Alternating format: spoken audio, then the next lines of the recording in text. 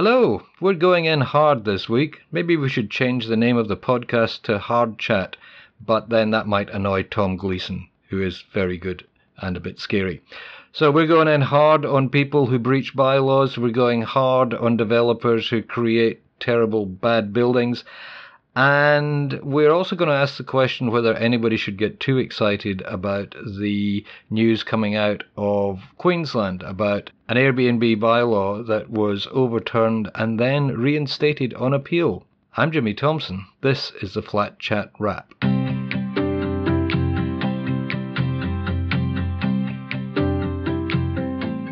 Hello again. This week I was writing about what we can do about people who breach bylaws and just don't care, either because they don't know that they could get fined or they can slow down the process so much that when they get to the tribunal, they take their chances that the member will go, yeah, look, it's a small war, not many dead, off you go, don't do it again. In the meantime, their neighbours or their committee who've complained about them have to jump through all sorts of hoops. So I came up with what I think is a cunning plan, and it's based on what happens when sports people, especially footballers, get sent off, get red carded, get whatever they do in rugby league, get named, whatever it is. The tribunal says, okay, you got sent off, the referee says you did something bad, you can cop a 2-match suspension, or you can fight it, come in, bring your lawyers in, bring your representatives in, and fight the citing. And if you win, well done. You don't have to miss the matches. But if you lose, we'll put an extra 1-match ban on top. And that strikes me as being a really good thing to do for bylaw breaches. Like you go through the thing, you go to mediation. First of all, and then you've got to get all the proof and you've got to get all the information. And the Owners Corporation has to send out a notice to comply, which is basically saying, stop doing this or we will take you to the tribunal, and you don't stop doing it. So eventually you get taken to tribunal. And I'm saying at that point, instead of a letter saying, we're taking you to the tribunal, you should get a letter saying, you've been found in breach of such and such a bylaw, and here's a $200 fine. And you then have a choice of going, oh yeah, I did the wrong thing, I'm going to pay the fine. Or you can say, okay, I'm going to fight it because I think there's something wrong here, I'm being unfairly treated. And if you go to the tribunal and the tribunal finds that no, the fine was absolutely right, then you get an extra 50% or even double on top of the fine, just to focus people's minds that there are rules, they should be obeyed, they've been given a chance, they've been warned, and they're still mucking around. So you say, all right, well, you want to muck around, that's fine, but it's going to cost you extra. In my experience, you tell people that, there's a bylaw about such and such, and they kind of look at you and roll their eyes, and they've never read it. Nobody reads their bylaws. If they do, they don't understand them, they don't care. And, you're kind of like you're the villain for even mentioning it. So I think if there was something that said at some point, look, you've made everybody else do this elaborate dance of getting information and getting evidence and getting statements, going to mediation. And remember, only the person who's made the complaint is obliged to go to mediation. So you get a notice saying there's a complaint against you, please attend mediation. You can go, nah, I don't want to do it. So it's always the victims who are suffering most. So I think there's got to be a point where you get the opportunity to say, all right, yeah, I've been naughty, I broke the bylaw, I'll pay the fine. Or if you want to keep fighting it, then be prepared to be hit harder than you would have been originally.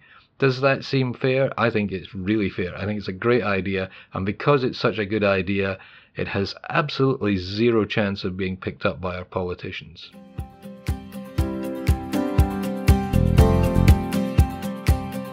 Well, from the breachers of bylaws, how about the people who build bad buildings? We just had last week the New South Wales government announced their new proposals for making builders do the right thing and follow the building codes and all the rest of it, which, really, is that what we have to do now? I mean, we've been building these buildings for decades, and suddenly now the government is saying, oh yeah, we'd really like you to follow the rules that we set 50 years ago. And the thing about this, and I discuss this on the Flat Chat website, which is flat-chat.com.au, the thing about this is it doesn't help the people who've already bought apartments that have defects. Now, there's various studies that have shown that between 70 and 90% of apartments in New South Wales built in the last 30 years have defects. How serious those defects are obviously varies. Not all of them are falling down, obviously. Some of them are pretty serious. Some of them the owners have either neglected or deliberately covered up the defects in the hope that somebody else buys their apartment and they take over the responsibility. So there's a lot of dodgy dealing going on, but right at the heart of it, it's the people who built them in the first place. And the people who built them in the first place knew exactly what they were doing. They were the ones who were cutting corners. It could have been that they were putting the squeeze on their subcontractors and their builders and their engineers to do stuff that was going to save them money. And as a result, those buildings are not up to scratch. I mean, there could have been occasions when they were just badly designed. We have to accept that. Or the materials that were created off-site weren't up to scratch. But basically, somebody knew what they were doing. And they knew what they were doing because as soon as the last apartment has been sold, in a lot of these cases, they just shut up shop, disappeared, closed the company, opened it up in a slightly different name, with often the same telephone numbers and same business address. But with a different name. And when the owners came around saying, hey, we've got all these defects, you guys are legally obliged to fix them, they'd say, well, that company doesn't exist anymore. Now, that, to me, is fraudulent. It's quite a deliberate attempt to defraud the owners or the buyers of their apartments. And this is the biggest purchase a lot of people will make in their lives, is buying their home. So these guys, these crooks, have set out deliberately to defraud people, and nobody does anything. The government does nothing. The state government says, oh, well, this is business law, this is company law, there's nothing we can do about it. And the federal government says, oh, well, this is local planning law and all the rest of it, there's nothing that we can do about it.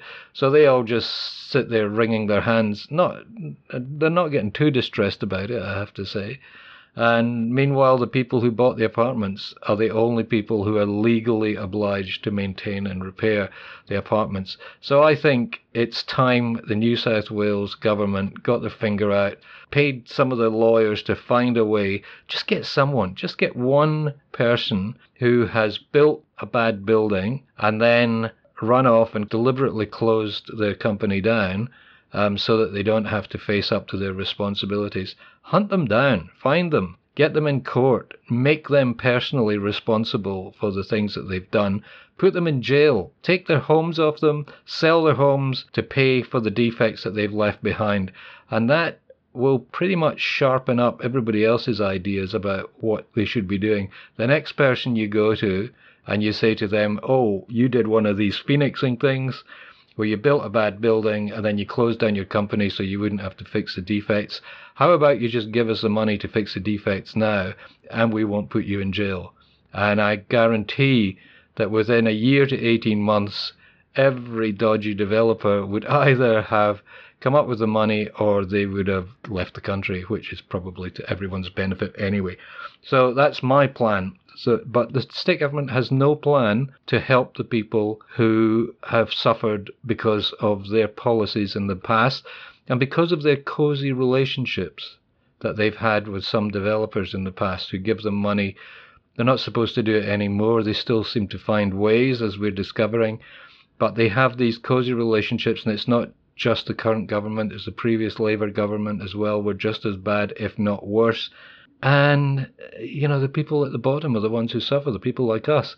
So I say, come on, government. If these were drug dealers, you'd be all over them. And I reckon that the people that we're talking about who make people's lives a misery, who suck up all their savings, force them into mortgages that they now will never be able to pay back, buildings and apartments that will never be worth what they were originally supposed to be. Those are the people who are suffering. Those are the people the government should be looking after, and they're not doing anything. Okay, yeah, you're going to fix the buildings in the future. Maybe.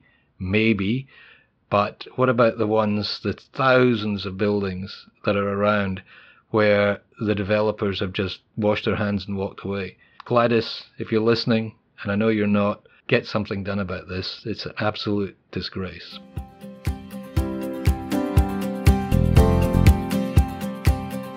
And finally, we got some news coming out of Queensland. It's quite an interesting little story. There's a golf resort type place. It's literally in the middle of a golf course, and it's called Fairway Island in the Gold Coast. And a couple of years ago, they decided to have a bylaw that said you couldn't let your property for anything less than a month. Obviously, they were trying to stop their houses being used for golf parties who'd come in for a week, and play golf. And very nice golf course, I have to say, and then go away, and then the next one would come in. I mean, a fairly typical Airbnb thing, probably, no worse than your average Airbnb guests, but that was the intention, and the committee, it's a body corporate in that part of the world, decided, well, we don't want that going on here. This is a residential community. It's got gates and everything. We're actually actively trying to keep people out, and we just don't want strangers coming in who have no ongoing relationship with the community. So the people who wanted to have short-term holiday guests went to the strata commissioner in Queensland, who said, oh yeah, this is one of these things that you're not allowed to interfere with the leasing or letting or dealing with the property, and overturned the bylaw. And they appealed, and earlier this month, a magistrate in Southport ruled that there was a reason the government gave bodies corporate the right to create their own laws, which was to govern the way their communities work. And he said, look, this isn't about whether or not you should have holiday letting. It is about whether or not you can set the rules for your own community. And if you've decided that your community is going to work in a certain way and you want to protect that, then one person should not be able to come in and just throw that out the window because of some perceived right that they have to do as they wish with their property. And that's the fundamental, that's the thing, the really important thing about this, is it's establishing or re-establishing our rights as owners to set the rules for the communities in which we live. It doesn't make that much difference to the rest of Australia in terms of a short-term letting laws, but it certainly sends a signal for people in the future to say, we want to be able to set the rules for our community. One of which is one that we've been recently dealing with, which is the pets ban. And as I said last week, there should be the facility for buildings to say, we don't want pets in this building for whatever reason. And this was something that the magistrate up in Queensland actually said. He said communities of people, well, this is quite funny actually, he said communities of people with allergies should be able to say, we don't want pets in here. Now, I can't think of anything worse than a community of people with allergies, all going around coughing and sneezing all the time, their eyes watering every time they see a peanut. But I am being harsh, of course, but, the principle is right. Communities should be able to set their own rules. The problem has been in the past that the people running the communities, the committee members, have set the rules, and the owners have pretty much had to go along with them or face having a revolution to get rid of the committee. These things are changing now, and people are being much more reasonable and much more flexible. But being flexible doesn't mean that somebody has to put up with your rules just because you're not prepared to put up with theirs. So it's interesting, it's a 75% rule in Queensland, same as here in New South Wales, where you need to get 75% of people voting in favour of a change of bylaw. So it's not something that can be done on a whim, but it is something that can be done. And talking about last week, We were talking about pets. Somebody from the building we were talking about got very annoyed and thinks that I have misrepresented the facts with my figures on the voting. So he wrote to me, I think I can safely say it's a he. He wrote to me and said that when I said it was 1/3 in favour, 1/3 against, and 1/3 didn't care about pets, he said it's actually 40% of those were against, and about 30% were in favour of pets, and the other 30 are mostly investors who never vote on anything anyway. But it was quite funny because he also said in his email, hey, you know, these investors, they can actually manage the whole pet thing themselves by not allowing their tenants to have pets. And you think, well, yeah, that's absolutely right. So if they were going to vote either way, they would vote in favour of pets, because when it came to it, they could just say, well, everybody else can have pets, but we're not having pets in our apartments. Anyway, I somehow gave the impression that I thought that things had been done unfairly. The person who wrote to me said I had been played by the pro-pet lobby. I don't think so.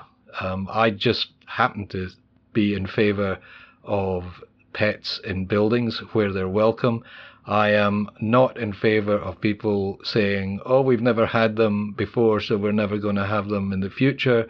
I do believe in people who get involved having a say. And in this case, apparently they had their largest ever turnout on the pet issue. But at the same time, they sent out a survey saying to people, how would you feel about somebody next door to you having a snake in their apartment? And they said, how would you like it if your building had the same problems as the building next to ours? Well, I happen to live in the building next to theirs, and we didn't have any of the problems they said.